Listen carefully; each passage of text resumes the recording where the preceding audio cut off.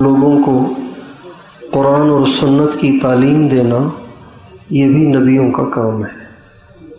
اللہ تعالیٰ نے قرآن مجید میں نبیوں کے 3 کام بتائے ہیں۔ سب سے پہلا کام دعوت، یتلو علیہم آیاتہ، آیات قرآنیہ کے ذریعے سے وہ لوگوں کو دعوت دیتے ہیں۔ اور دوسرا کام وَيُزَكِّيهِمْ وَيُعَلِّمُهُمْ، نبیوں کا 3 کام بتائے۔ ایک کام دعوت، یہ تو واضح ہے، اور ایک کام تعلیم، یعنی لوگوں کو قرآن اور سنت کی تعلیم دینا، علوم دینیہ کی تعلیم دینا، یہ علماء کرام کر رہے ہیں، یہ مدارس میں ہو رہا ہے۔ اور نبی کا تیسرا کام یہ ہوتا ہے کہ ہر انسان کے اندر کچھ کوتاہیاں، کچھ کمیاں، کچھ نقائص، کچھ عیوب، کچھ برائیاں ہوتی ہیں۔ نبی کا کام یہ ہوتا ہے کہ وہ ان کوتاہیوں کو دور کرتا ہے، اس کا تزکیہ کرتا ہے۔ یہ بھی نبی کا کام ہے، تزکیہ یہ نبیوں کا کام ہے۔ تو یہ تینوں کام ہمارے نبی نے کیے۔ دعوت جس طرح دی آپ سنتے رہتے ہیں، علم دین جو ہمارے نبی نے پڑھایا تو اس کا طریقہ یہ نہیں تھا جو مروجہ ہے، مدرسے، اس میں داخلہ، اس میں 8 سال 9 سال، ایسے نہیں تھا۔ ایک سادہ سا نظام تھا جس کے مطابق علم دین پڑھایا جاتا تھا۔ اور تزکیے کا نظام کیا تھا؟ تزکیے کا نظام یہ تھا کہ حضور اکرم صلی اللہ علیہ وسلم کی صحبت میں جب حضرات صحابہ حاضر ہوتے تھے تو آپ علیہ السلام کی صحبت ہی سے ان کے اندر کی ساری برائیاں ختم ہو جاتی تھیں۔ آپ کی صحبت میں اتنی تاثیر تھی کہ ایک نظر آپ پر پڑنے سے انسان کے اندر کے سارے امراض دور ہو جاتے تھے۔ تو تزکیے کے لیے کوئی مستقل الگ نظام، کوئی سسٹم نہیں تھا، آپ کی صحبت ہی تزکیے کا باعث تھی۔ لیکن جب حضور اکرم صلی اللہ علیہ وسلم دنیا سے رحلت فرما گئے، دنیا سے تشریف لے گئے، پردہ فرما گئے، تو اس کی ضرورت محسوس ہوئی کہ علم کی حفاظت کے لیے مدارس قائم کیے جائیں، اور اندر میں جو برائیاں پیدا ہوتی ہیں جیسے مثلا حسد ہے، بخل ہے، بغض ہے، تکبر ہے، خود پسندی ہے، اور غیر محرم کی طرف میلان ہے، حسن پرستی ہے، یہ سارے امراض ہیں جو ہر انسان میں ہوتے ہیں۔ ان سے پاکیزگی کے لیے اس زمانے کے مقبول اہل اللہ جو تابعین میں سے تھے، ان پر اللہ تعالیٰ نے یہ نظام کھولا کہ تصوف کے ذریعے سے انسانوں کا تزکیہ کیا جائے، ان کو اپنی خانقاہوں میں رکھ کر، ان کو اذکار کروا کر، ان کو اللہ کا نام، ان سے اللہ کا نام کہلوا کر، ان کو کلمے کی تلقین کر کے، ان کو مراقبے بتا کر ان کے اندر کا تزکیہ کیا جائے۔ یہ چیز بھی انبیاء علیہم السلام کا کام ہے، اور اگرچہ اس کی جو شکل ہے وہ تابعین نے بنائی ہے۔ تو یہ جو بیعت کا نظام ہے یہ کوئی نیا نہیں ہے، یہ ہمارے اکابر سے چلا آ رہا ہے، تو اور اس کا فائدہ ہوتا ہے۔ تو اس کی ضرورت کو سمجھنے کے لیے اتنا ہی کافی ہے کہ ہمارے جتنے اکابر گزرے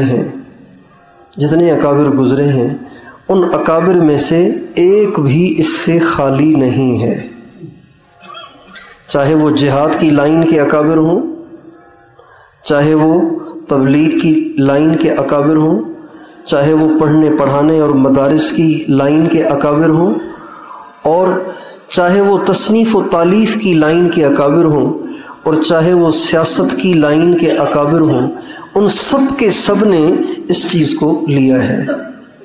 حضرت شیخ الحدیث قطب الاقطاب مولانا محمد زکریا صاحب رحمۃ اللہ علیہ کا ایک ملفوظ ہے، وہ فرماتے ہیں کہ ہمارے اکابر کے میدان محنت مختلف رہے. کسی نے اپنی ساری زندگی سیاست میں گزار دی جیسے مفتی محمود صاحب، اور جیسے حضرت شیخ الہند، اور جیسے حضرت شیخ الاسلام مولانا سید حسین احمد مدنی. ان حضرات نے اپنی زندگیاں سیاست میں گزاری. اس زمانے کی سیاست تھی کہ انگریز کو نکالو. جب انگریز نکل گیا تو اس کے بعد سیاست کا رخ یہ ہوا کہ اب جب ملک بن ہی گیا ہے تو اب اس میں اسلامی قانون کو نافذ کرو. تو کچھ ہمارے اکابر ایسے ہیں جنہوں نے اپنی زندگی اسلام کو نافذ کرنے کی محنت میں خرچ کی، اور کچھ ہمارے اکابر ایسے ہیں جنہوں نے ساری زندگی صرف پڑھا اور پڑھایا، جیسے حضرت علامہ انور شاہ صاحب کشمیری، اور حضرت مولانا خلیل احمد صاحب سہارنپوری، اور ہمارے بہت سے مشائخ. اور کچھ ہمارے مشائخ ایسے ہیں جنہوں نے ساری زندگی تبلیغ میں لگا دی، جیسے حضرت مولانا محمد الیاس صاحب، حضرت مولانا محمد یوسف صاحب، حضرت جی مولانا انعام الحسن صاحب، حضرت مولانا محمد عمر صاحب پالمپوری، اور حضرت مولانا سعید احمد خان صاحب، حضرت مفتی زین العابدین صاحب، حضرت مولانا محمد احمد صاحب وغیرہ. ان حضرات نے اپنی ساری، حضرت مولانا جمشید صاحب، ان حضرات نے اپنی ساری زندگیاں تبلیغ میں خرچ کر دیں. کچھ حضرات ایسے ہیں جنہوں نے اپنی زندگیاں جہاد میں گزار دیں، جیسے حضرت سید احمد شہید رحمۃ اللہ علیہ، حضرت شاہ اسماعیل شہید رحمۃ اللہ علیہ، حضرت مولانا عبد الحی لکھنوی رحمۃ اللہ علیہ. یہ ہمارے بڑے بڑے اکابر ہیں جنہوں نے اپنی ساری زندگی جہاد کی نظر کر دی. یہ حضرت شیخ کی بات عرض کر رہا ہوں، یہ ان کا ملفوظ ہے. پھر فرماتے ہیں ان کے میدان محنت تو مختلف رہے، لیکن ایک چیز ان سب میں قدر مشترک ہے. ایک چیز ایسی ہے جو ان سب کے پاس ہے، چاہے وہ جہاد کے میدان کے ہوں، چاہے وہ تبلیغ کے میدان کے ہوں، چاہے وہ مدرسے کے میدان کے ہوں، چاہے وہ تصنیف و تالیف کے میدان کے ہوں، چاہے وہ سیاست کے میدان کے ہوں. ایک چیز ان میں قدر مشترک ہے، یعنی ایک چیز ایسی ہے جو ان سب کو حاصل ہے، جس کو سب نے حاصل کیا، وہ ہے تصوف.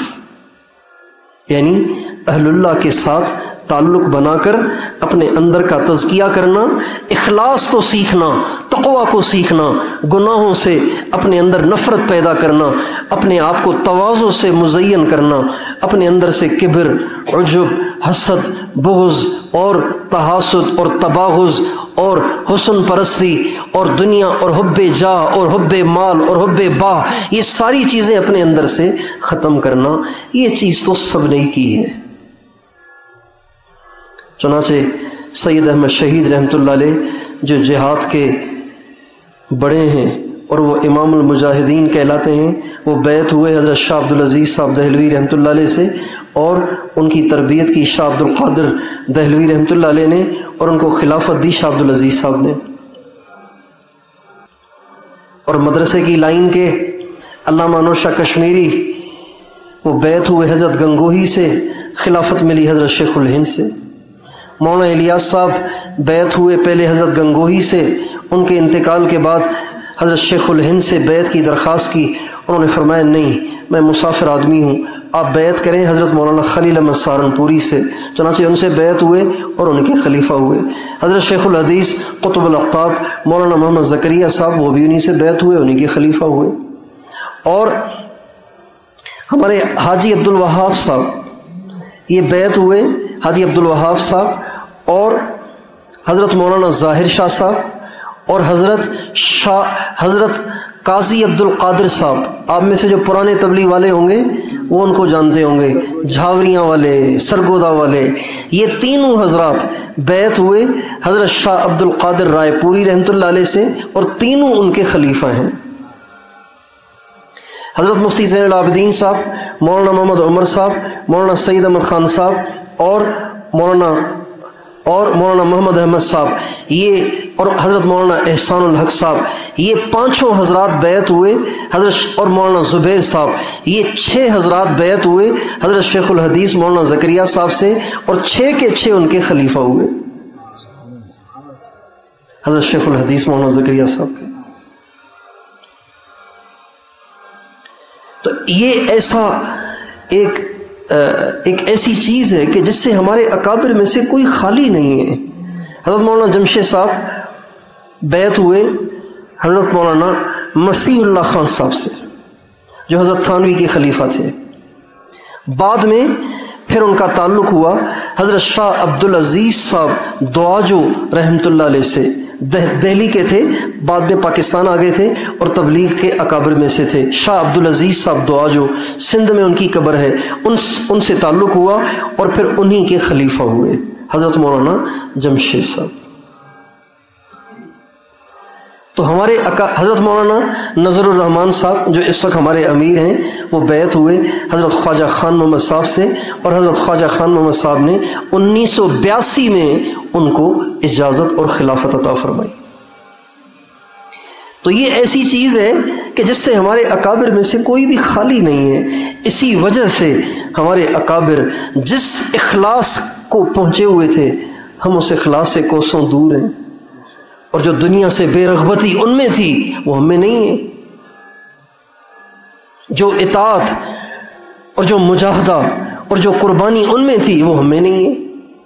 اس لیے اس بات کی بھی ضرورت ہے کہ ہم دین کے تمام کاموں کے ساتھ اس طرف بھی توجہ فرمائیں گے انشاءاللہ۔